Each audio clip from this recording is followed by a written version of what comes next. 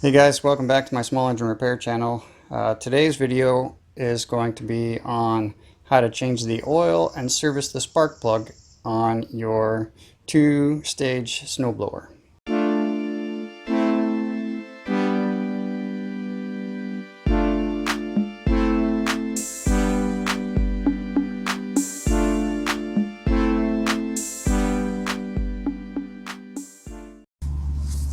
Alright guys, so the first step to changing the engine oil on any small engine should be to run the equipment for maybe 3 to 5 minutes to kind of get the oil up to temperature. That'll help to drain it all and much quicker and get more of it out as well.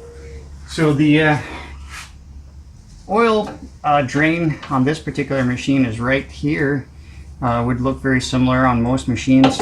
And what I like to do is just grab myself a pair of adjustable pliers or adjustable wrench.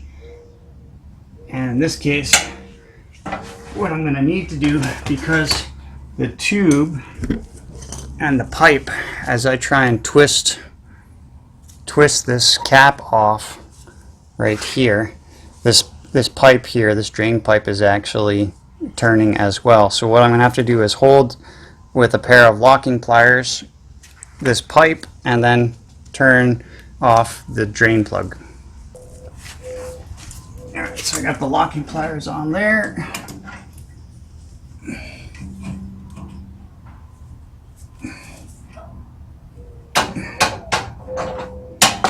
And just make sure you got yourself something to catch the oil with, obviously. Drain pan or something.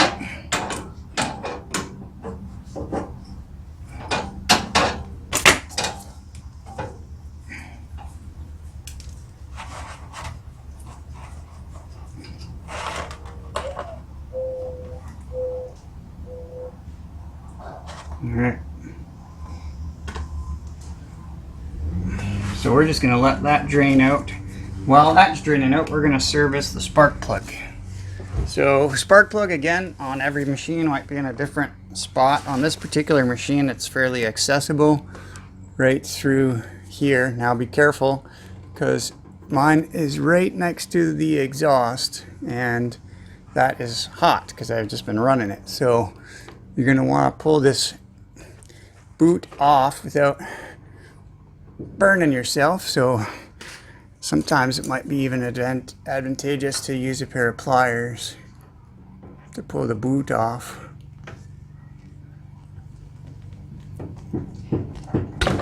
There we go. And unfortunately I tore the boot a little bit there, but that's okay. And then you're gonna have to get down in there with a spark plug socket and probably an extension. Now I think this one is actually, it's hard to see down in there the size, but there's a couple different sizes of spark plug sockets. The most common one is this one, 13/16. There's a 5/8 and sometimes 3/4 as well. Alright, so on my particular machine it was actually a 5/8 socket, and also due to poor design, the angle at which the spark plug comes out and the shroud wouldn't allow me to actually get that in there properly, so I had to take off this one bolt, or the wing nut, and then loosen this one just so I could get this cover to come over. You know, again, kind of poor design, if you ask me.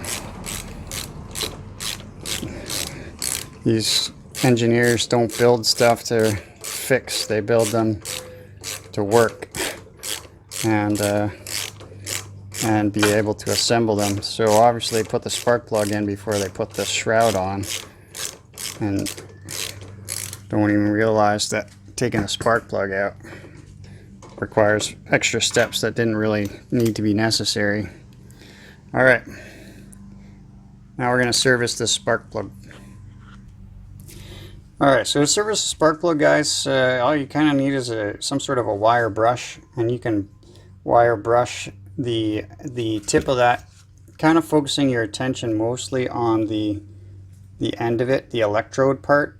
What you want to make sure is that there's no gunk on the electrode coming up through the center or the post. So just go ahead and, you know, brush that off as best you can. And then what I like to do is kind of spray it afterwards with some carb cleaner on the end and then some compressed air. But I have access to, in my shop, a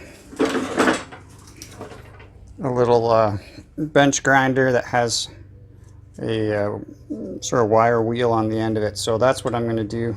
Just makes life a little bit easier for me.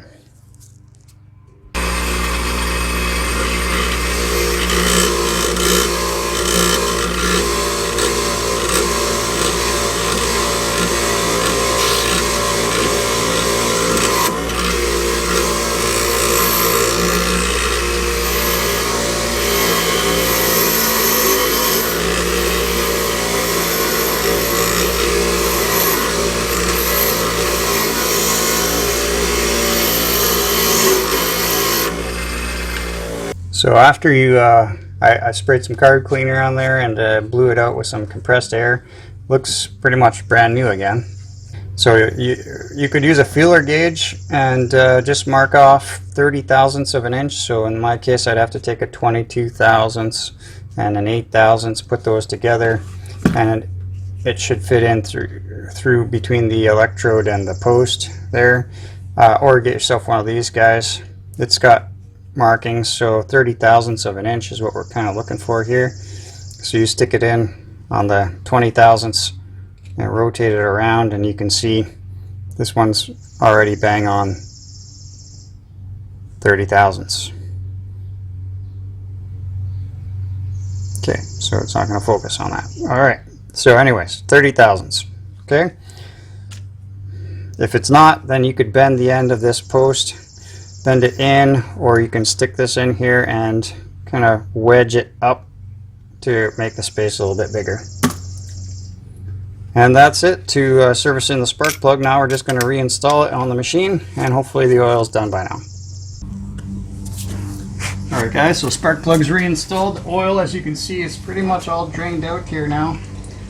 Just tilt it up a little bit just to try and get that last little bit. And again, having thin oil because it's war kind of helps with this, just to kind of get as much of that out as we can, that old oil. You'll never get 100% of it out, but the more you can get out, the better. Put the plug back in. Some people use like thread, not thread locker, but pipe dope on these. I've seen before. I don't really do that unless it's got a leak.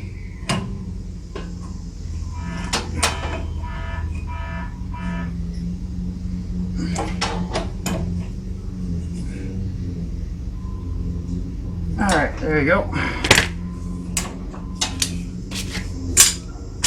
And now this machine takes, I looked it up online. I don't have the owner's manual. If you got your owner's manual, it should tell you how much oil this takes. Mine in particular takes 0.84 liters or 840 milliliters for it to be full. So what I'm going to do is get some 5W30. 5W30, just regular motor oil. And put about 800 milliliters to start, and then I'm going to check the capacity. Alright, so I typically start with a little bit less than what the max capacity is, because you'll never get all of the old oil out, and you don't want to overfill these things, guys, because it just causes issues. So you want to get that oil capacity just right. Now, I just happen to have one that has some measurements and markings, so that's nice. Or you could just fill it up out of your, your quart bottles, or however you want to do it. Just make sure you don't overfill it. Alright, so to fill it, or once you've put the oil in there, just wipe off your dipstick, stick it down in there. This one is a quarter turn. Pull it back out and just check your quantity, and you can see here, hopefully on the camera, mine is perfect at the full line. Okay, so that's it, guys. This is stuff that, you know, most homeowners with just some basic tools should be able to do, and hopefully this series has been helpful for you. Continue on the next part there, and to get notification of that, you got to be a subscriber. So go ahead and hit the subscribe button and the notification bell, and then you'll be notified when the next video in this series comes out. So thanks again for watching, and until the next part, guys, take care.